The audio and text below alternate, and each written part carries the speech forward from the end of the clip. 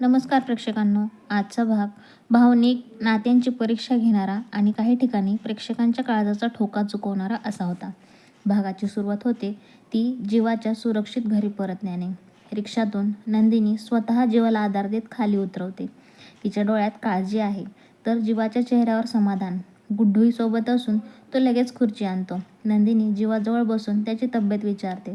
जेव्हा जीवा तिला धीर देतो की तो आता ठीक आहे. गुड्डू डॉक्टरांनी दिलेल्या औषधांची आठवण करून देतो. पण जीवा गमतीत सांगतो की आपण लगेच बरे झालो तर नंदिनीची काळजी कमी होईल. या हलक्या फुलक्या संवादातून दोघांमधील जवळीक पुन्हा एकदा प्रेक्षकांच्या लक्षात येते.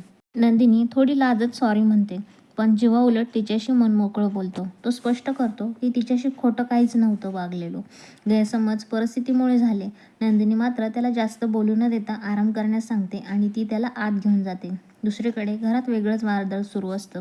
रम्या पुन्हा एकदा पार्थसाठी भावनिक विनवणी करत असते.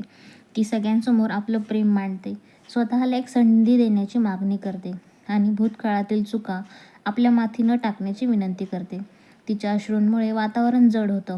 काव्या सगळं शांतपणे ऐकत असते, पण आतून ती कोलमडलेली दिसते. या सगळ्यात अचानक पार्थ रम्याच्या बाजूने बोलतो. तो म्हणतो की रम्या जे बोलत आहे ती खरं खरं निभावून दाखवेल असं बोलत आहे आणि मला तिच्यावरती पूर्ण विश्वास आहे की तिने ह्या गोष्टी कधीच केल्या नसत्या. पार्थच्या या शब्दांनी सगळ्यांनाच धक्का बसतो, विशेषतः काव्याला. तिच्या पायाखालची तर जमीनच सरकते. युग तिला सावरतो, पण काव्या तिथून निघून जाते. मानिनी पार्थवर नाराजी व्यक्त करत काव्याच्या मागे जाते. रम्या आणि वसू मात्र या घडामोडींमुळे आनंदात असतात. काव्याच्या खोलीत मात्र वेगळं चित्र असतं. ती घर सोडायचा विचार करते, बॅग भरते. मानिनी तिला थांबवते, समजावते. ती काव्याला आठवण करून देते की प्रेमात धीर ठेवणं किती महत्त्वाचं आहे. काव्या रडत रडत विचारते की पार्थ तिला कधी समजून घेईल का, तिला माफ करेल का. त्या क्षणी काव्याचं असहाय्य पण प्रेक्षकांना मनाला भिडतं. इकडे दुसऱ्या बाजूला नंदिनी जीवाला घरी घेऊन येते. घरातच सगळ्यांना मोठा धक्का बसतो. नंदिनी ठामपणे वडिलांना जाब विचारते. आईला घरात डांबून ठेवणं, जीवाला मदत न करू देणं तिला मान्य नव्हतं. ती स्पष्ट सांगते की आज जीवा जिवंत आहे ते फक्त तिच्या आणि तिच्या निर्णयामुळे. तिच्या शब्दात आत्मविश्वास आणि प्रेम दोन्ही होतं. ती भूतकाळाची आठवण करून देते, ज्यावेळी जीवा तिच्या आयुष्यात आला आणि तिला आधार दिला. पण तोच जीवा तिचा नवरा आहे आणि त्याच्यासाठी ती कोणतीही मर्यादा ओलांडायला तयार आहे. तिच्या ठाम भूमिकेमुळे धनंजय शांत होतात, रागाने तिथून निघून जातात. पण सगळ्यांना समजतं की आज नंदिनी जीवाचं प्रेम जिंकलं आहे. तर नंदिनी जीवाची काळजी घेते, त्याला जेवण भरवते.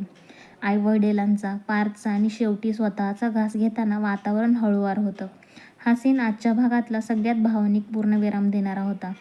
भागाच्या शेवटी मात्र पुन्हा तणाव वाढतो. युग पार्थला समजवण्याचा प्रयत्न करतो, पण पार्थच्या मनात अजूनही संशय असतो.